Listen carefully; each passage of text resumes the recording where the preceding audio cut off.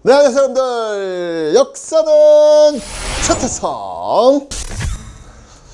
1910년대 무단 통치, 헌병 경찰 통치, 폭압의 시대.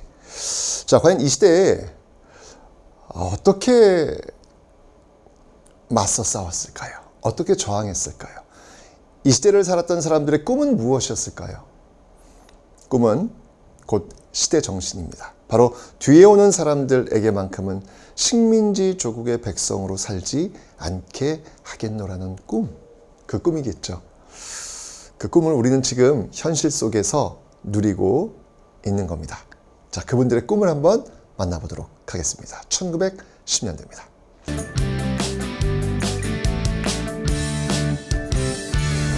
자, 여러분들 일단 국내와 국외로 나눠서 한번 볼게요.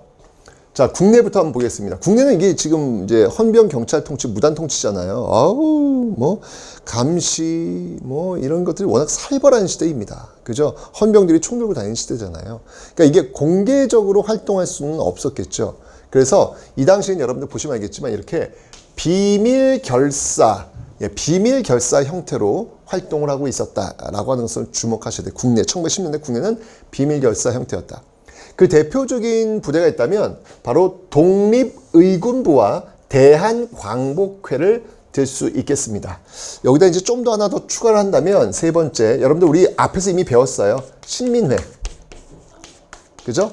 예, 신민회가 105인 사건으로 해산되는, 네, 그 내용을 이미 이전에 우리가 애국개몽 운동하면서 배우긴 했어요.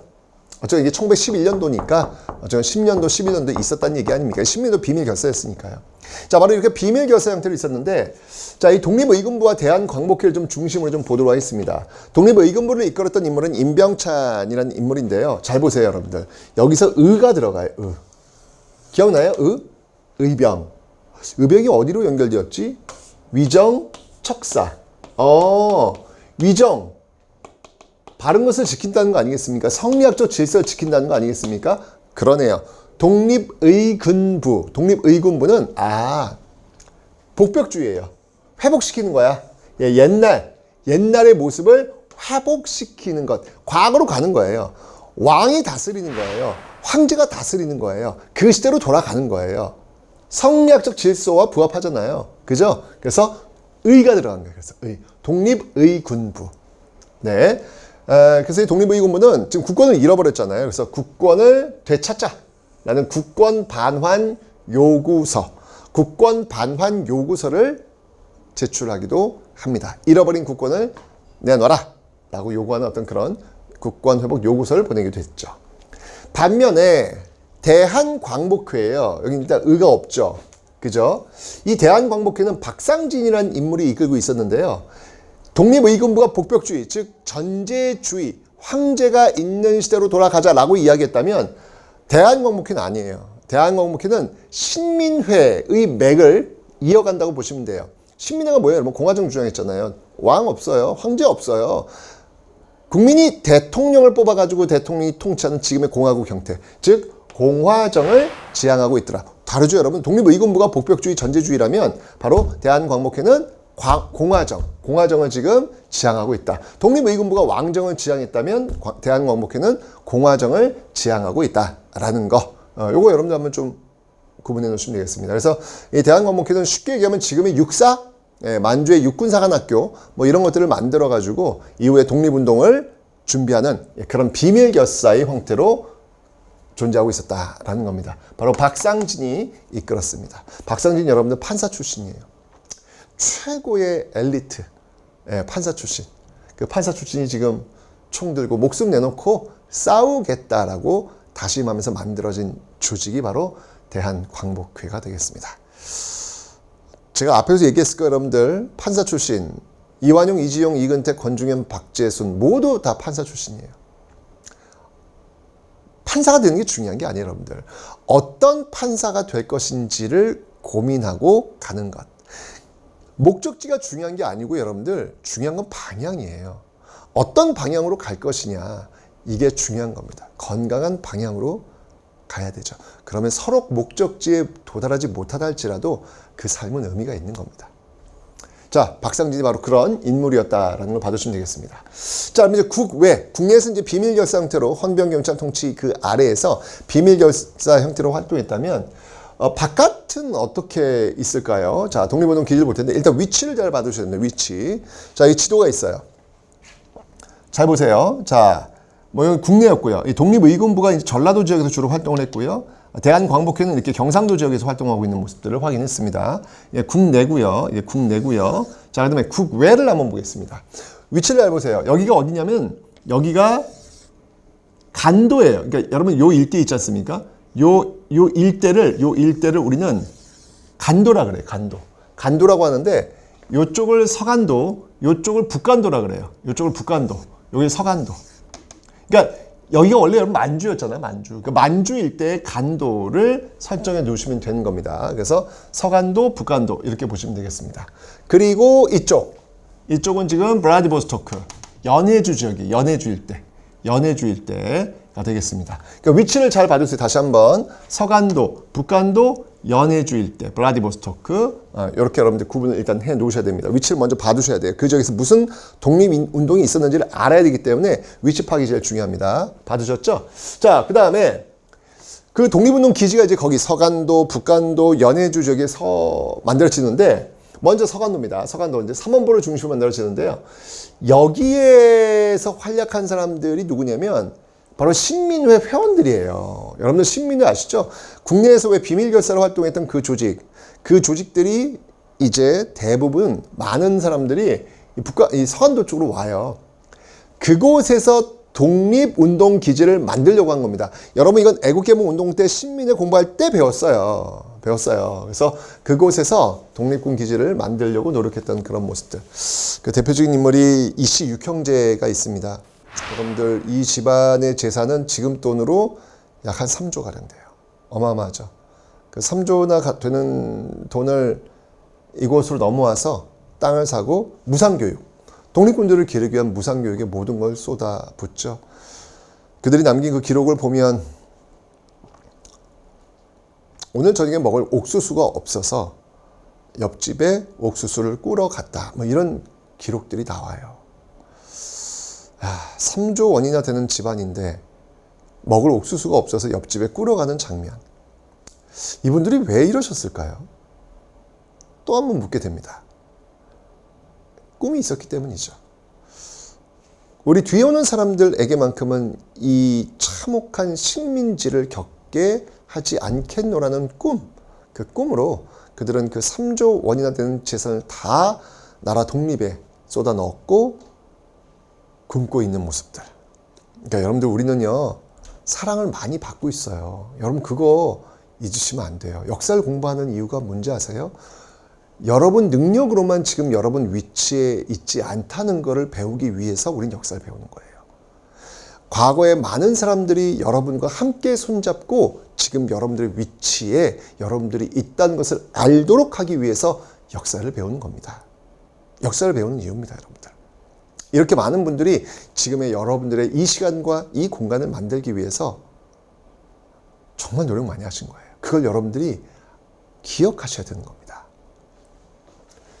자, 그래서요, 이 경학사를 중심으로 해가지고 학교를 만들고 그 전통이 결국 신흥무관학교로 연결이 됩니다. 그러니까 이 서간도 지역, 여기서 여러분들 기억해야 될 학교가 바로 신흥무관학교라는 거예요. 이 신흥무관학교 출신들이 뭐 서로 군정서 뭐 이런 군대를 만들어가지고 이후에 바로 독립운동을 할 수 있는 그런 기반을 지금 만들려고 노력을 하고 있는 것이죠. 그 다음에 여러분들 북간도입니다. 북간도. 이 북간도 지역, 이 위쪽이죠. 이 위쪽은 여러분들 이미 제가 설명드렸지만 명동학교 기억나시죠, 여러분들? 나온규, 윤동주 그런 어떤 그 분들이 이미 넘어가 살고 있었던 곳이에요. 근데 이곳에 1910년대 대종교도들이 많이 건너갑니다. 대종교. 뭔지 알죠, 여러분들? 나철이 만들었던 단군을 믿는 대종교, 그 종교. 그래서 이 중광단이라고 하는 조직을 만들어가지고 이들이 군사 조직을 지원을 합니다. 그래서 운영되었던 군사 조직이 바로 이 북로 군정서예요. 너무 유명하죠. 북로군정서. 북로군정서를 기억해야 되는 이유가 뭐냐면 1920년대 이제 항일무장투쟁의 그 깃발이 본격적으로 올라와요. 그 항일무장투쟁의 그 깃발이 본격적으로 올라올 때 선봉에 섰던 부대 중에 한 부대가 바로 북로군정서예요. 북로군정서는 1920년대 정말 일제강점기 최대 규모의 전투에 승리를 거뒀던 청산리 전투. 그 청산리 전투의 주력 부대가 바로 이 북로 군정서가 되는 겁니다. 1910년대 바로 이렇게 많은 사람들의 후원 속에서 북로 군정서가 탄생할 수 있었다. 후원하고 있었던 조직이 바로 대종교를 믿고 있었던 중광단다라고 하는 거. 요거 여러분이 잊으시면 안 되겠습니다. 그러니까 참 그래요. 우리나라 근대사에 있어가지고 종교의 역할이 컸습니다. 일단 기본적으로 뭐 교육이라든지 또는 의술이라든지 빈곤이라든지 이런 것들을 해결하기 위해서 노력했던 종교가 개신교 천주교라면 우리의 독립을 되찾기 위해서 활동했던 어떤 그런 조직들은 또 대종교가 있겠고요. 또 동학의 이름을 바꿨던 천도교가 있겠고요. 이런 어떤 그 종교적 활동들이 굉장히 활성화되어 있던 시기였다. 어려우니까 그런 거죠. 어려우면 항상 정신적으로 우리가 좀 이렇게 단단히 무너지지 않으려고 노력 많이 하게 되거든요. 그래서 이런 어떤 그 모습들이 나타났다. 민족교육은 이제 서전서숙 명동학교는 제가 애국개몽 운동할 때 설명을 드렸습니다. 북한도입니다. 자, 그다음에 연해주입니다. 연해주. 자, 연해주는요. 이때 여러분들 좀 기억해야 될 인물이 최재형이라는 인물이 있어요. 이 최재형이라는 인물은 이 북한도에서, 아니, 연해주에서 어마어마하게 성공한 사업가입니다. 돈이 있어요. 그러니까 그 돈을 또 독립운동에 전액 다 씁니다. 그러니까 사람들이 모일 수밖에 없죠. 독립운동에 의지가 있는 사람들이 연해주로 모일 수밖에 없는 거예요. 그러면서 자연스럽게 새로운 한인들의 촌, 새로운 한인들의 마을, 신안촌이 결성이 됩니다. 그리고 이제 최재형이 중심이 되어서 만들었던 그 조직이 권업회라는 거예요.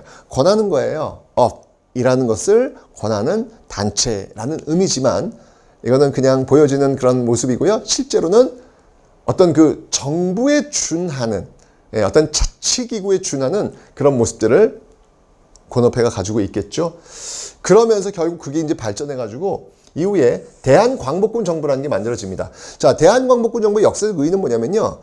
우리 일제강점기에 어찌 보면 최초로 만들어진 정부 형태라고 볼 수 있어요. 우리가 이제 기본적으로 알고 있는 게 3.1운동 이후에 대한민국 임시정부 기억하고 계시잖아요. 그죠? 그런데 이미 대한민국 임시정부 이전, 3.1운동 이전 연해주 지역에서는요, 이 대한광복군 정부라는 것들이 만들어져 가지고 어떤 정부의 형태를 만들려고 노력했다라는 얘기죠. 물론 외부의 어떤 그 압박에 의해서 결국 오래는 못 가요. 오래는 못 가지만 어쨌건 간에 우리는 이런 노력들을 지금 하고 있다. 그렇기 때문에 3.1운동 이후에 대한민국 임시정부로 연결이 가능해지는 것이다 라는 것이죠. 자, 그래서 대한광복군 정부가 있었음을 여러분들 좀 기억해 놓으시면 되겠습니다. 됐죠? 근데 여러분들 이렇게 서간도, 나중에 신흥무관학교, 북간도, 북로군정서, 연해주, 뭐 권업회, 뭐 이런 조직들 있지 않습니까? 근데 여기에서만 있는 게 아니라 일본, 그리고 더 멀리 태평양 건너서 미주 지역에서도 이 독립운동이 활성화됩니다. 정말 대단한 것 같아요. 나라가 없어요, 지금요. 나라가 없음에도 불구하고 내가 일본인이야 라고 하는 것들을 인정하지 않는 거예요. 나는 한국인이야. 나의 어떤 그 나라를 되찾을 거야 라고 했던 그런 모습들이 있는데 미주 지역 한번 가볼까요? 여러분들 이 미국, 특히 이 미국은요, 이 대한인 국민회라는 게 만들어집니다. 대한인 국민회. 대한인 국민회가 만들어진 계기, 여러분들 기억나요? 1903년에 우리나라 공식 이민이 하와이로 시작이 됩니다. 사탕수수 노동자로 출발해요. 그들이 어떤 그 하나의 그 구심점 역할했던 사건이 뭐였냐면 바로 스티븐스